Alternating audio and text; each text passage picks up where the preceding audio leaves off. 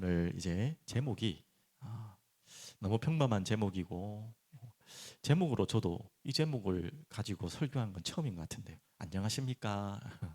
안녕하십니까? 라는 제목으로 안자가 평안할 안자인가 아시죠? 영자도 평안할 영자. 어떻게 보면 이스라엘 사람들의 인사와 우리가 참 비슷한 것 같아요. 샬롬, 샬롬 그러잖아요. 안녕하십니까? 근데 이런 인사를 하는 나라의 특징들 알죠? 이스라엘도 우리나라 전쟁이 많은 나라들, 외부의 침략이 많은 나라들. 그러니까 항상 평안이 필요한 나라들의 인사가 바로 우리나라는 안녕하십니까? 이스라엘은 샬롬 하는 것 같죠. 우리가 지금 전쟁은 없지만 또 우리는 이 땅에 전쟁터에 살고 있고 또 우리는 전쟁을 치러 나가야 될 영적 군사로 살아야 되기 때문에 이 인사가 나쁜 인사는 아닌 것 같아요. 맞죠? 우리는 항상 안녕하십니까? 형식적인 인사가 아니라 중요한 이 인사의 의미를 알았으면 좋겠습니다. 오늘도 여러분 저도 기도했지만 왜 이 자리에 오셨습니까, 여러분? 어떤 이유로 오셨습니까? 뭐 뻔한 이야기인데 뻔한 질문을 왜 하십니까? 라고 질문하시겠지만 또 질문하셔야 됩니다. 저도 방금 또 질문했어요. 나는 여기 왜 서 있는가? 아니 목사가 설교하는데 여기 왜 서 있냐라는 질문하는 것처럼 바보 같은 질문이 어디 있습니까? 그런데 또 질문이 되어져요. 내가 정말 여기서 왜 설교를 해야 되고 나는 오늘 왜 여기 있나? 금요일이니까, 금요 기도회니까, 항상 그랬던 거니까, 나는 목사니까, 또 내 일이고 이 업이니까 다 했겠지만 그거 하나의 부분이지만 그게 목적이 되면 절대 안 되겠죠, 맞죠?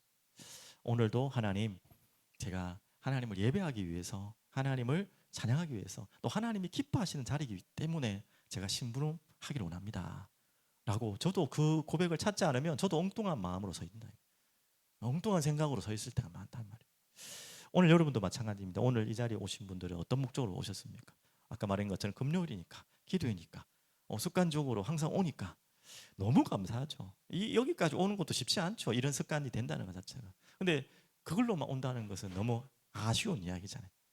오늘 우리가 이 자리에서 성령의 역사를 체험해야 될 거 아닙니까? 오순절날 마가다락방의 성령하고 똑같지는 않겠지만 그런 시간은 아니겠지만 그때는 특별한 또 날이었고 그와 같은 성령님이 우리 안에 계시기 때문에 그런 감동을 느끼게 될 거 아닙니까? 마음의 감정을 말하는 게 아니라. 자, 그래서 우리에게 성령의 역사를 가장 막는 게 방금 이거 의례껏 관습적으로 습관적으로 하는 것이 굉장히 좋은 것이지만 또 우리를 그 습관에 머물게 할 수 있다는 것이죠. 그래서 여러분이 올 때 혹시 왜 오셨습니까? 이유가 무엇입니까? 그냥 뭐 어차피 수요일 금요일 사람도 안 오는데 나라도 와야지 해가지고 너무 선하고 착한 마음으로 오신 분도 계시고요. 또 오랜만에 또 누군가의 손에 이끌려서 오신 분도 있는 것 같고요. 웃지 마시고 저도. 그건 제 모릅니다. 그건 제 생각. 어떻든지 간에 그렇게 오셨더라도 감사한데 그렇게 멈추면 안 되잖아요. 맞죠? 이렇게 어떻게 왔든지 간에 이 자리에 하나님 예배하기를 원합니다. 찬양하기를 원합니다. 그리고 성령께서 내 마음을 터치해 주시고 또 듣게 해 주시고 깨닫게 해 주셔서 하나님 이 자리에 하나님 살아계신 것을 확인하고 기도하고 싶습니다. 오늘 이런 마음 짧게라도 가지시고 오늘 말씀을 함께 들었으면 좋겠습니다.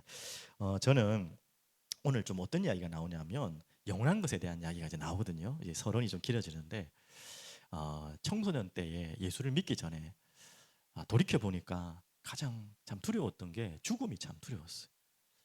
죽음이 참 두려웠는데 왜 두려웠냐면 뭐 죽기 전에 아플까봐 뭐 그런 생각은 잘 안 해봤거릴 때니까 죽으면 나라는 존재는 어떻게 되는 것일까에 대한 질문을 많이 했어요. 나는 뭐 사라지는 것인가? 뭐 죽어서 뭐 천국 가고 지옥 가는 건 잘 모르겠고 일단 죽음이라는 것은 이 땅에선 사라지는 것인데 나라는 존재가 사라진다는 것에 대해서 생각을 깊이 하니까 너무 두려운 거예요. 너무 이상한 거예요. 근데 언젠가 다 죽는 것은 다 아는데 그럼 나라는 존재가 사라진다는 건 내라는 게 없어진다는 게 너무 두려워. 이게 어떻게 표현하는지 모르겠는데 한참 거기에 대한 고민을 한 기억이 나는데 갑자기 그 생각이 옛날 고민했던 생각이 나더라고요. 여러분은 그 죽음과 여기에 대해서 어떻게 생각하고 살아가고 계십니까? 그렇다면 이 삶은 또 무엇입니까? 죽음이 있다면 삶이 지금 있다는 거 아닙니까? 삶은 도대체 그럼 무엇입니까? 그러면 내 존재가 사라진다는 게 죽음이라면 제가 몰랐을 때 그럼 내 존재가 살아있는 게 삶이라면 난 왜 살아야 됩니까? 두 번째 질문이 되더라고요 어릴 때. 그러니까 답이 없어요. 내가 왜 살아야 되는지 모르겠어요. 자, 혹시나 이 질문에 대한 답은 이미 다 알고 있겠지만 너무 힘든 분들은 또 그런 생각이 들 때가 있어요. 내가 왜 살아야 되나? 내가 왜 그냥 사는 게 뭐냐? 이렇게 느낄 때가 있다니까요. 가끔씩 너무 힘들 때는. 그래서 오늘 제목이 안녕하십니까? 라는 제목을 했는데, 자, 그럼 본론으로 들어가면서 좀 이어서 이야기하겠습니다. 이미 서로 이야기했네요. 예. 죄를 사하여 주시는 것까 지금 사도신경 이제 마무리입니다. 오늘 마무리 지금입니다. 어디까지 갔죠? 뭐 어디 갔습니까? 예, 저도 적어놨는데 하늘에 오르사 전능하신 하나님 우편에 앉아 계시다가 산자와 죽은 자를 심판하러 오시리라 성령을 믿사오며부터 해가지고 지금 성령의 역사들을 지금 계속 지금 하고 있거든요. 거룩한 공예 교회를 말하는 것이고요.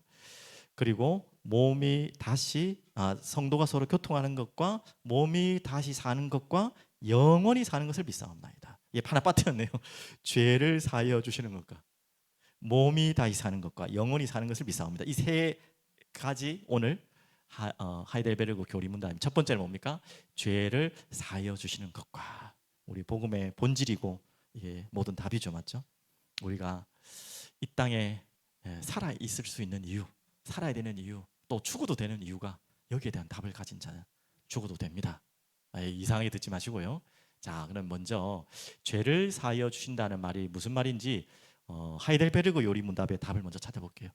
죄를 사하여 주심에 대해 당신은 무엇을 믿습니까? 여러분 다 알고 있는 내용인데 이렇게 한번 정리했으면 좋겠네요. 정리되어 있네요. 자, 한번 볼게요.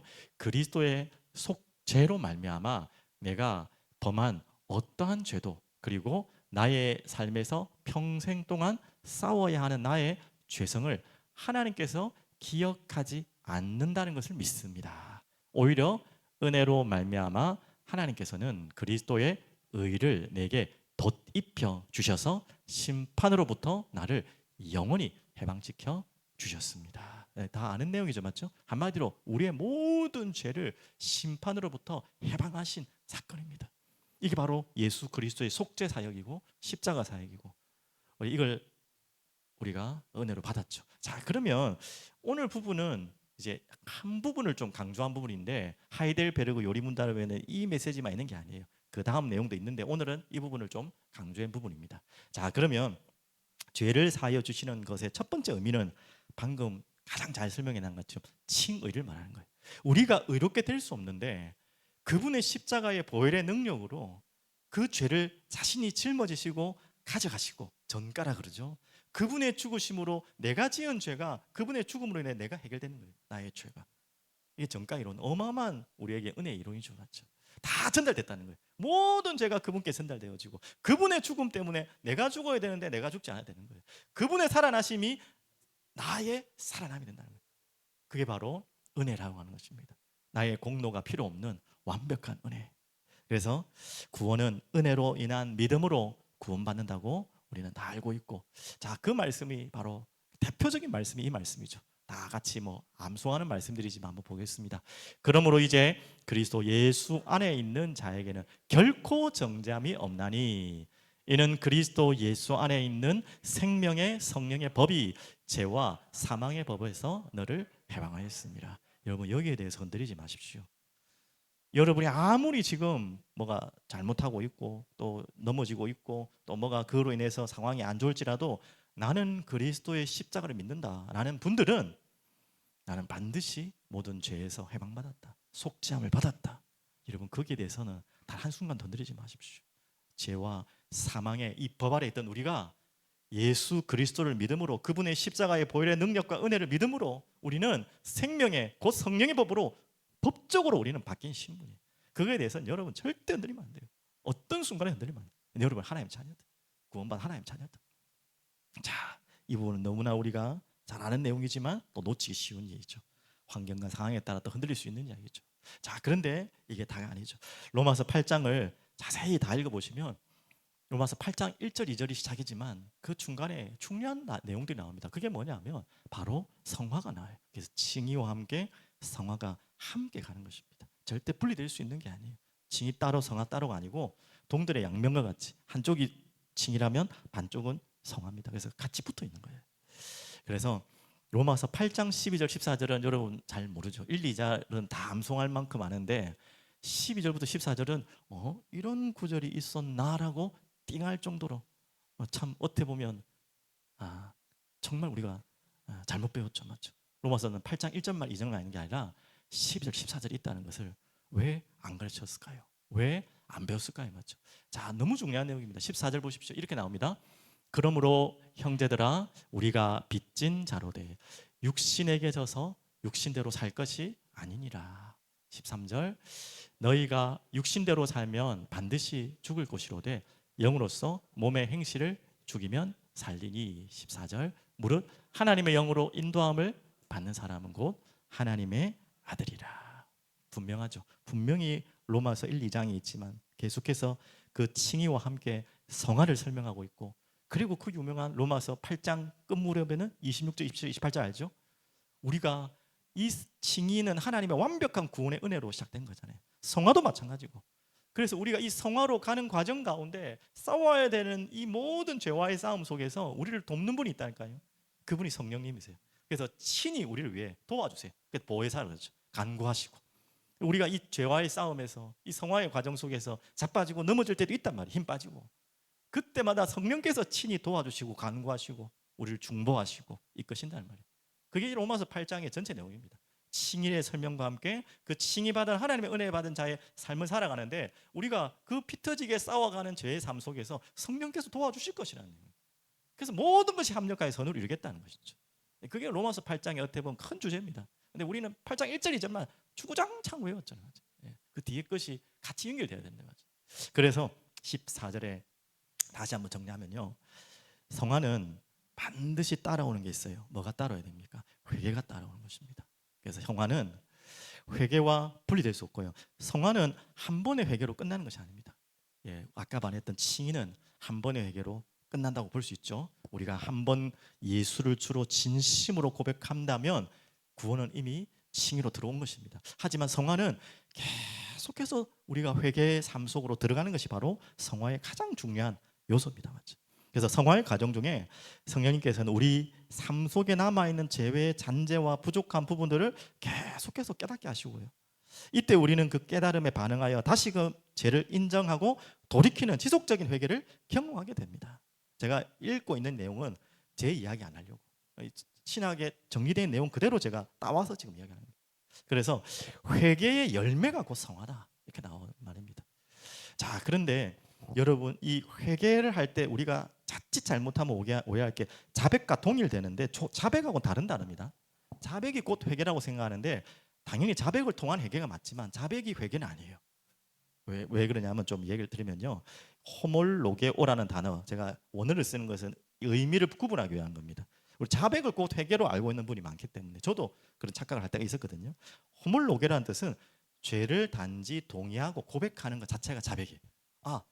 쉽게 말하면 법정에 내가 잡혀갔죠. 아니면 뭐 경찰에 잡혔어요. 어겼어요? 안 어겼어요? 하면 아유, 제가 어겼네요.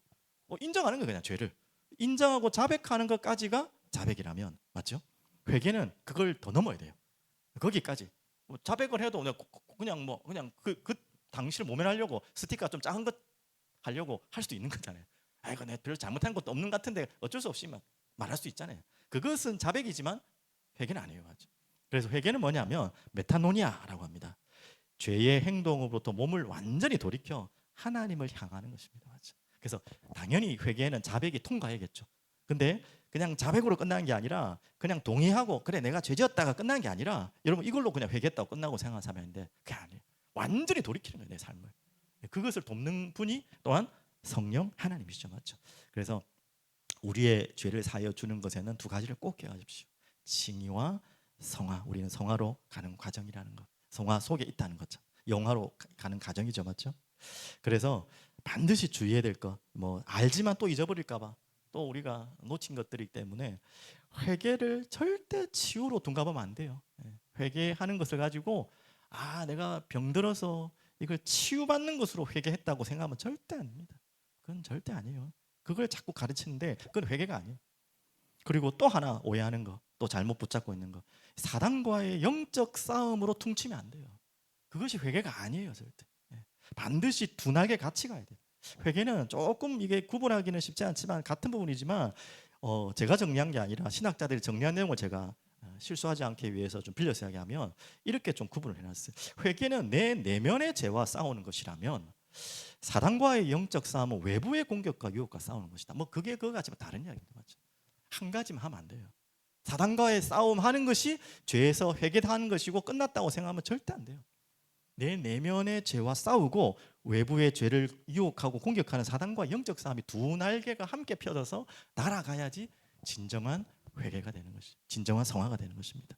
자, 이 부분들이 안 되면 그것을 가지고 이제 한쪽만 말한 것을 뭐 회개를 필요 없다는 이 단체가 알다시피 구원파잖아요. 구원파. 자, 이런 거예요. 맞죠? 굉장히 그럴듯하고 복음이면 끝났다고 하고 오늘 칭의로 다 끝났다라고 막 이야기하는 것이 반은 맞는 말 같지만 틀린 얘기예요. 칭의와 함께 성화 속에 가장 중요한 열매가 회개예요. 맞죠? 이 부분이 같이 가는 것이 오늘 죄를 사하여 주시는 것과로 여러분 이해를 해야 됩니다. 맞죠? 그래서 본질은 당연히 칭의죠. 그 속에 반드시 우리가 성화를 놓치면 안 된다는 것. 그것을 영적 싸움으로 때우고 치유로 둔갑해서 이게 회개다라고 말하면 그것을 가지고 사이비 이단이라고 하는 것입니다. 맞죠? 절대 여러분 그 속에 물드시면 안 돼요. 맞죠? 자, 두 번째 이제 중요한 답이 있죠. 몸이 여기는 안 나왔지만 제가 정리했습니다. 몸이 다시 사는 것과 영원히 사는 것을 믿사옵나이다. 이게 바로 부활과 영생이잖아요. 아담 것처럼. 자, 이 부분을 이제 이미 정리된 하이델베르그 요리 문답을 볼게요. 몸이 다시 사는 것은 당신에게 어떤 위로를 줍니까? 자, 볼게요. 어떤 위로가 됩니까? 죽음 직후에 나의 영혼이 머리 대신 그리스도께로 갈 뿐 아니라 나의 몸도 그리스도의 능력으로 일으킴을 받아서 나의 영혼과 결합하여 그리스도의 영화로운 몸과 같이 될 것입니다. 이거는 나중의 이야기 같지만 먼 이야기가 아니에요. 맞죠? 이게 부활, 남의 이야기 아닙니다. 여러분의 이야기고 우리의 이야기입니다. 그리고 같이 한번 볼게요. 영원히 사는 것 연결되는 거죠. 부활이 있기 때문에 영원히 사는 것이 되는 것이죠. 또한 이것은 당신에게 어떤 위로를 주십니까? 지금 당장 먹고 사는 거랑은 별로 상관없는 것 같기도 하잖아요. 근데 아니라는 거예요. 자, 보시겠습니다. 내가 지금입니다. 지금 이미 영원한 기쁨의 시작을 마음속으로 경험하고 있듯이 이 세상의 생명이 마친 후에도 눈이 보지 못하였고 귀도 들어보지 못하고 마음이 상상하지 못하였던 완전한 복을 내가 누릴 것이며 그로 말미암아 하나님을 영원히 찬양하게 될 것입니다. 자, 이게 우리가 부활과 영생, 영원한 생명에 하나님 우리에게 주시는 오늘 이 땅을 살아가는 지금 순간을 살아가는 여러분들에게 주시는 위로이자 메시지입니다. 맞죠? 이걸 알기 때문에 우리가 지금 이 순간을 살아가는 것입니다. 자, 그러면 여기에 대한 성경 구절 정리해놓은 거 잘 아는 내용이니까 두 구절만 볼게요. 부활은 너무나 많지만 대표적인 성경 구절. 그러나 이제 그리스도께서 죽은 자 가운데서 다시 살아나사 잠자는 자들의 첫 열매가 되셨도다. 우리 이걸 믿고 우리는 신앙생활을 하는 거죠. 자, 그리고 영생은 무엇입니까? 영생은 곧 이거랍니다.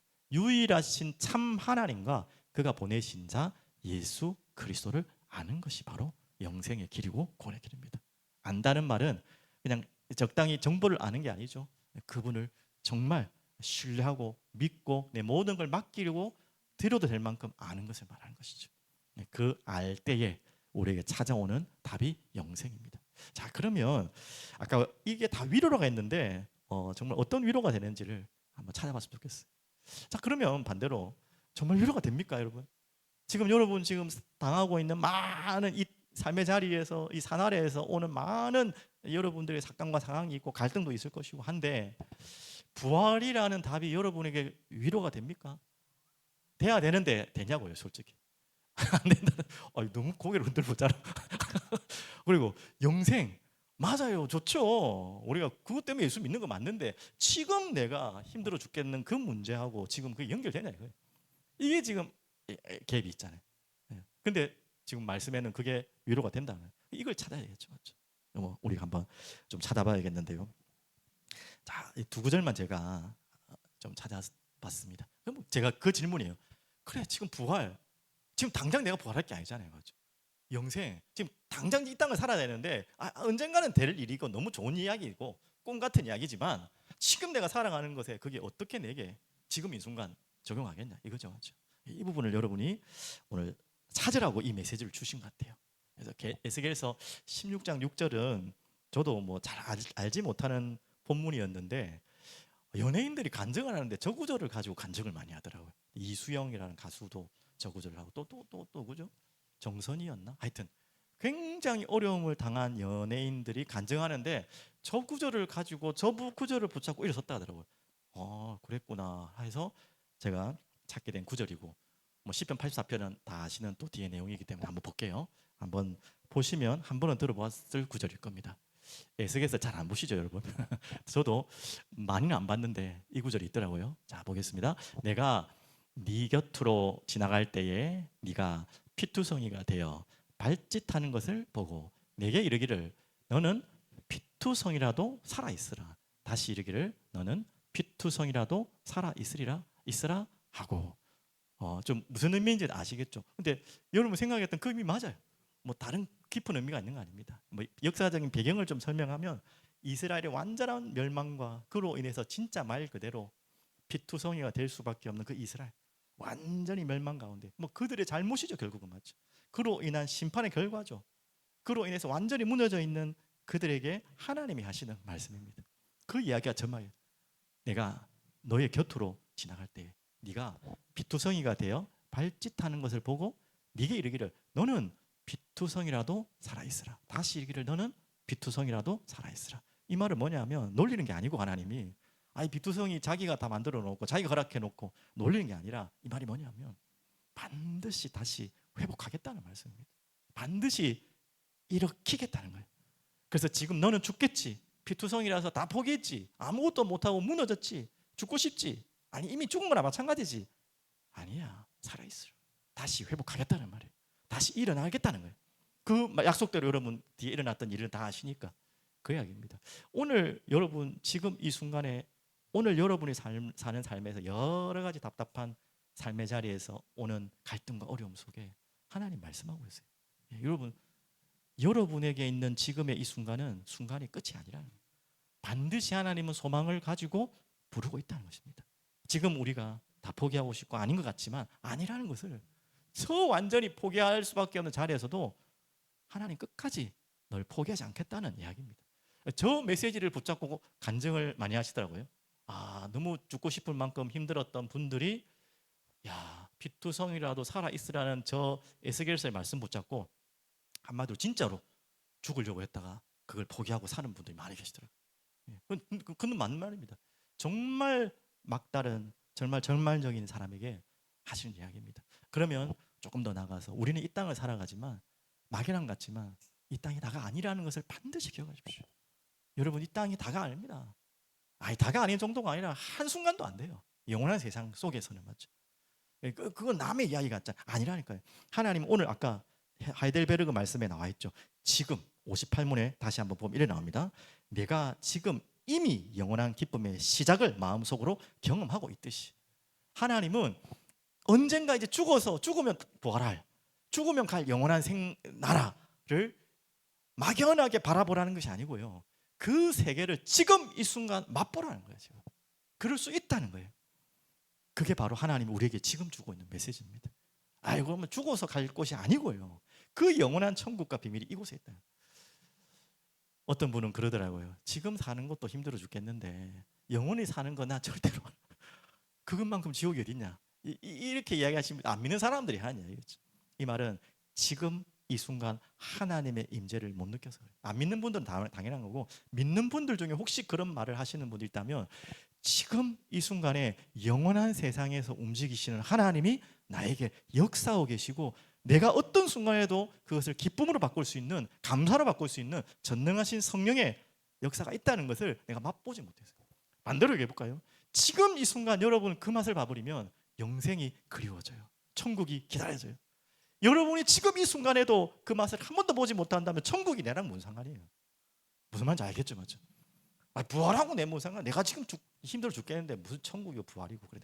근데요, 반대로 여러분의 상황과 상관없이 지금 이 어려운 지금 이 순간에 하나님의 살아계신 것을 임재를 체험하고, 영원한 세상을 예배를 통해서, 기도를 통해서, 찬양을 통해서 여러분의 마음속에 뭔가 확 부딪혀올 때, 그럴 때 있잖아요. 자주는 없어도. 그때 어떤 마음이 옵니까? 날마다 이렇게 살았으면 좋겠다라는 마음 들 때 있잖아요. 막 눈물 나고 감사하고 기쁠 때 있잖아요. 그게 우리가 계속 이어지지 못한 게 우리 문제지만, 그 마음으로 여러분이 영원히 살 수 있는 거예요. 그거하고도 비교할 수 없는. 한마디로 무슨 말입니까? 지금 이 순간에 하나님은 그 부활의 영원한 영생의 맛을 지금 주실 거라는 거예요. 맞죠? 그게 있어야지 내가 그게 소망이 있지.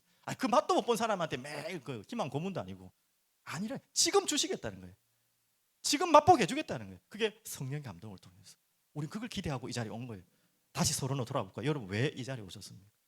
금요일이니까, 뭐 어디 갈 데도 없으니까, 그래도 목사님 혼자 계실까봐 교회가 또 썰렁할까봐, 그래도 망가는 것보다 이거 좋으니까, 다 맞는 이야기, 너무 감사한 이야기인데, 그게 아니라 하나님 이곳에서 가보지 못한 그 천국의 맛을 잠시라도 보게 해달라고.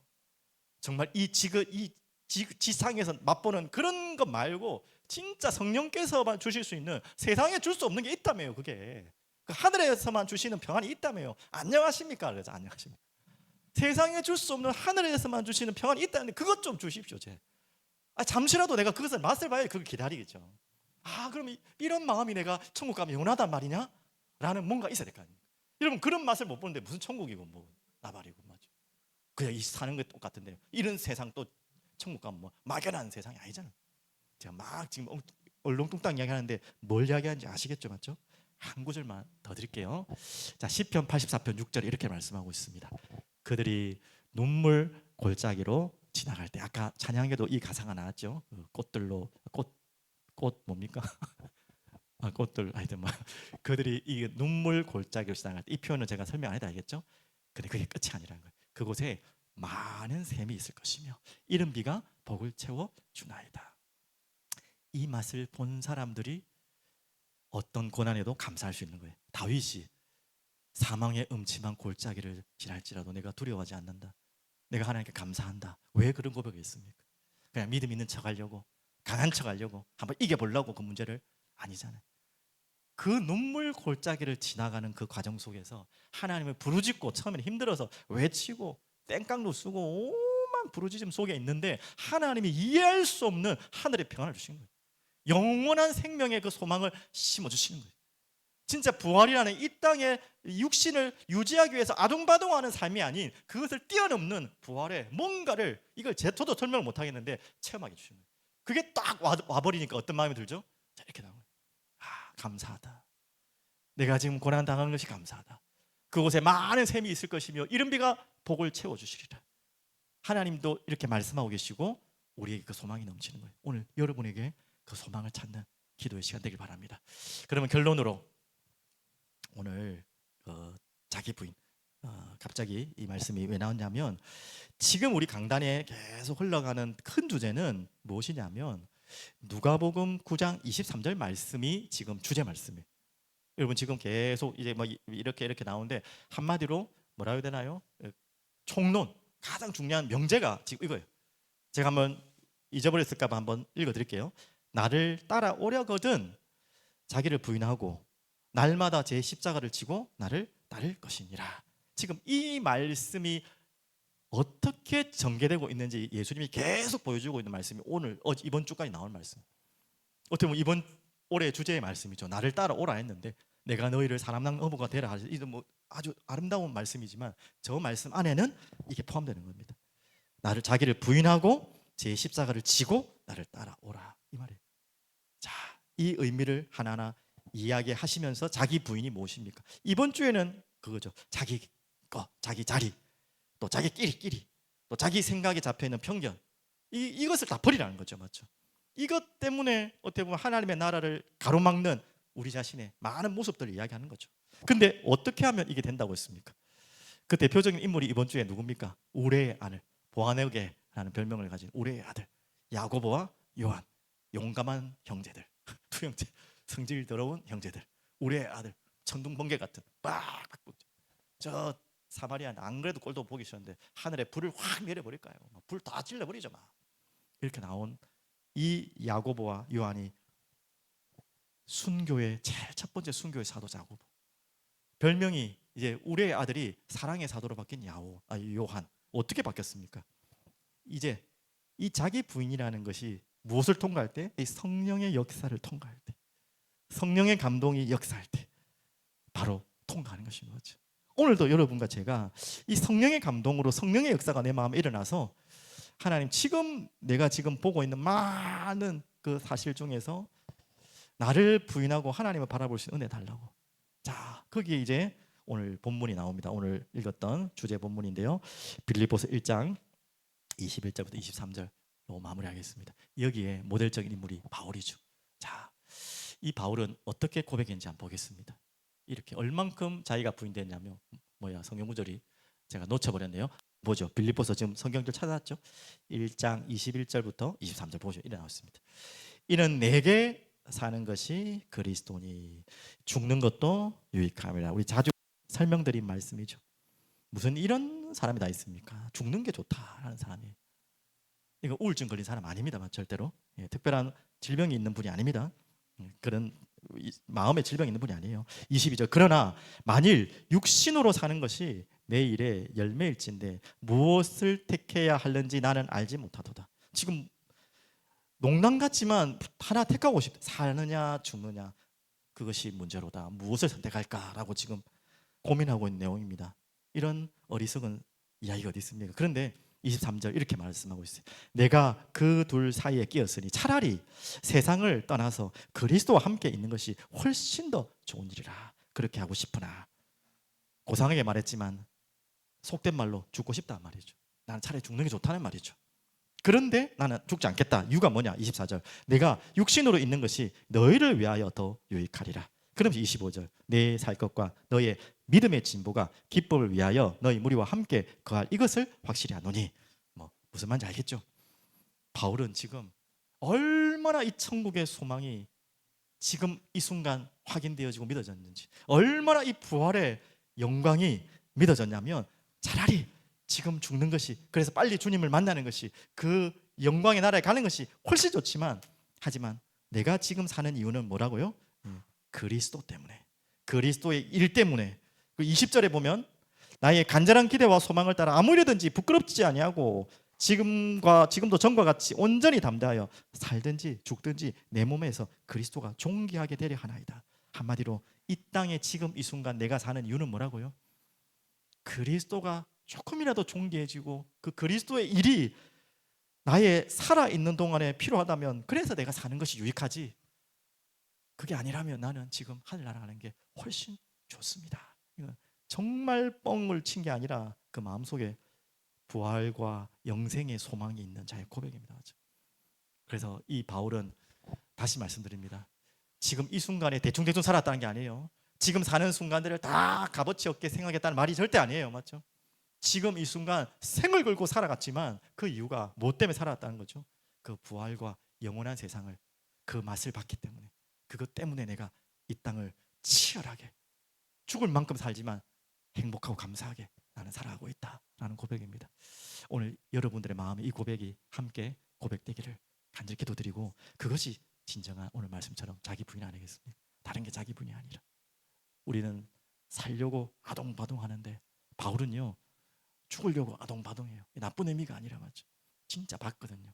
그 말은 그걸 진짜 본 사람은 사는데 아동바동 안 해도 된다는 것입니다. 이게 참 쉬운 이야기는 아니죠, 맞죠? 답답한 이야기일 수 있겠죠. 하지만 진짜 여러분이 보길 바랍니다. 영원한 세상, 부활의 영생을 오늘 여러분 성령께서 감동 주셔서 보시는 은혜가 있기를 바랍니다. 기도하겠습니다. 살아계신 주님, 감사와 찬양을 드립니다. 오늘도 눈에 보이는 모든 것을 보며 그 위에 그 뒤에 것을 하나님 우리의 눈에, 우리 마음에 열어주셔서 영생과 영원한 부활의 생명을 맛보는, 그래서 지금 이 순간 이 시간이 고난과 어려움 속에 답답한 환경 속에 있지만 그것을 뛰어넘는 하나님 소망으로, 기쁨으로, 감사로 우리를 넘치게 하여 주시옵소서. 감사드리며 살아계신 예수 그리스도 이름으로 기도드립니다.